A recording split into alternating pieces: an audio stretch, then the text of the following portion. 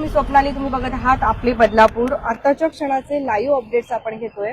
दुपारच्या सुमारास आपण बघितलं बदलापूर शहरामध्ये तुकाराम मुंढे यांच्या एफडीए टीमची कारवाई जी आहे ती आपल्याला पाहायला मिळाली।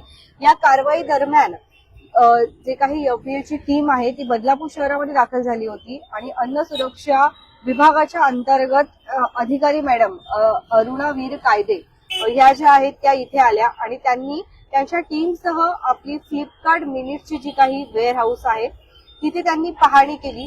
काल आपण बघितलं की याच ठिकाणी एक विषय जो आहे तो आपल्याला पाहायला मिळाला, ते म्हणजे एका ग्राहकाने पिझ्झा बेस ऑर्डर केला होता आणि त्या पिझ्झा बेसवरती बुरशी लागलेली होती। त्यानंतर त्यांनी तक्रार केली आणि हीच तक्रार जी आहे याची दखल आपल्याला एफडीए टीमने घेतलेली पाहायला मिळाली। आज ज्या वेळेला एफडीए टीमने इथे कारवाई केली, या कारवाई दरम्यान जे आहे त्यांना या वेअर हाऊस मध्ये अनेक असे पदार्थ जे आहेत, फक्त पिझ्झा बेसवर बुरशी लागलेली नव्हती तर अनेक अशा जे काही अन्न पदार्थ आहेत त्यांच्यावर सुद्धा बुरशी लागलेली पाहायला मिळाली। आता आपण जी माहिती तुमच्यापर्यंत पोहोचवतोय ही संपूर्ण माहिती जी आहे ती आपल्याला अन्न अधिकारी जे आहेत आपल्या अन्न सुरक्षा अधिकारी अरुणा वीर कायदे मॅडम यांनी दिलेली आहे आणि त्या माहितीनुसार फ्लिपकार्ट मिनिटचं जे काही ऑफिस आहे त्याचं जे लायसन आहे ते आता निलंबित करण्यात आलेलं आहे। आता निलंबित केलंय म्हणजे काय की यांचा जो परवाना आहे तो निलंबित करण्यात आलाय। आता ही कुठलीही या ठिकाणावरून जे काही पदार्थ असतील किंवा जे काही डिलिव्हरी असेल ते सप्लाय करू शकत नाही। पण हे किती दिवस करू शकत नाही असं ज्या वेळेला आपण माहिती विचारली तर आपल्याला असं माहिती मिळाली की यांना काही टाइम जो आहे तो देण्यात आलेला आहे आणि त्या वेळेच्या आत आता यांना या सगळ्या ज्या काही त्रुटी इथे मध्ये आढळलेल्या आहेत त्याच दरम्यान चॉकलेटवर सुद्धा बुरशी होती आणि जो काही राईस होता यांच्याकडे तर तो राईस सुद्धा खराब होता असं सांगण्यात आलं।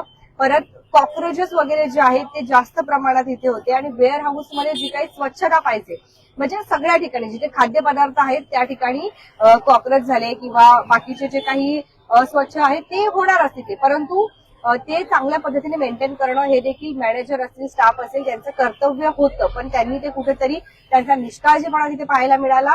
आणि ज्या वेळेला एफडीए टीमच्या ही सगळी गोष्ट लक्षात आली तर आता त्यावेळेला हे जे काही फ्लिपकार्ट मिनिटचं वेअरहाऊस आहे ते बंद करण्यात आलेलं आहे आणि त्याचा परवाना निलंबित करण्यात आलेला आहे।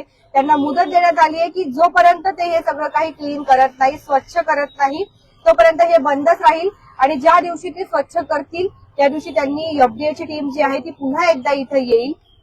अन्न सुरक्षा अधिकारी जे आहेत त्या पुन्हा एकदा इथे येऊन त्यांच्या टीम अंतर्गत पाहणी केली जाईल आणि जर त्यांना वाटलं की हो आता इथले जे काही पदार्थ आहेत ते विकू शकतात हे फ्लिपकार्ट मिनिट्स तर त्यांचा जो काही परवाना आहे तो त्यांना पुन्हा चालू करून दिला जाईल। त्या व्यतिरिक्त आता एक अजून महत्वाचा मुद्दा येतो तो म्हणजे ऑनलाईन आपण सगळेच विविध स्टोअर म्हणून प्रोडक्ट जे आहेत ते मागवत असतो, खाद्यपदार्थ मागवत असतो, आरोग्याशी खेळ होतोय, त्यांच्यावरती कारवाई ही झालीच पाहिजे आणि जर कारवाई झाली नाही तर अजून बाकीच्यांचं देखील धाडस वाढेल। परंतु कारवाई करताना जर आपण बघितलं तर दोन बाजू असतात नाण्याच्या। एक बाजू जी आहे ती अगदी योग्य पद्धतीने सुरू आहे, परंतु दुसरी बाजू म्हणजे ज्या वेळेला अशा कुठल्याही वेअर हाऊसवरती कंपनीजवरती कारवाई होते त्यावेळेला अनेक कामगार जे आहेत, कर्मचारी जे आहेत ते देखील बेरोजगार होताना आपल्याला पाहायला मिळतात। आता आज दुपारच्या दरम्यान ही कारवाई झाली आहे तर मॅनेजरनी आतापर्यंत इथे क्लीनचं काम जे आहे ते मध्ये सुरू करायला पाहिजे होतं आणि लवकरात लवकर ते स्वच्छ करून हे जे काही कर्मचारी आहेत त्यांचा लवकरात लवकर रोजगार चालू होईल याची देखील काळजी घ्यायला पाहिजे, परंतु अद्यापही अशी हालचाल जी आहे ती काही आपल्याला पाहायला मिळत नाहीये। ज्या वेळेला असे काही कामं होतात त्यावेळेला थेट जे काही कंपन्या आहेत जे असे करतात, बुरशी लागलेले प्रोडक्ट विकतात किंवा जे काही मॅनेजर आहेत ज्यांचा फिक्स पगार आहे, मॅनेजर लोकांचा आम्हाला इथे माहिती मिळाली मॅनेजरचा फिक्स पगार आहे म्हणजे वेअर हाऊस एक दिवस बंद राहू द्या नाही तर 30 दिवस बंद राहू द्या त्या व्यक्तीला याचा काहीच फरक पडणार नाहीये। परंतु जर आज 10 दिवस जरी हे वेअर हाऊस बंद राहिलं तरी सुद्धा ज्यांचं हातावरचं पोट आहे या कर्मचाऱ्यांचं, डिलिव्हरी बॉयचं, यांना मात्र तो इफेक्ट होणार आहे। अनेक वेळेला इथल्या डिलिव्हरी बॉयनी सुद्धा सांगितलं, रायडरनी सुद्धा की असं प्रकार आढळतो, परंतु मॅनेजर कुठेतरी इथे निष्काळजीपणा करतात, दुर्लक्ष करतात, त्यामुळे कदाचित हा प्रकार होताना सांगितलं ते। या संदर्भात तुमचं काय मत आहे आम्हाला कमेंट करून नक्की सांगा। धन्यवाद।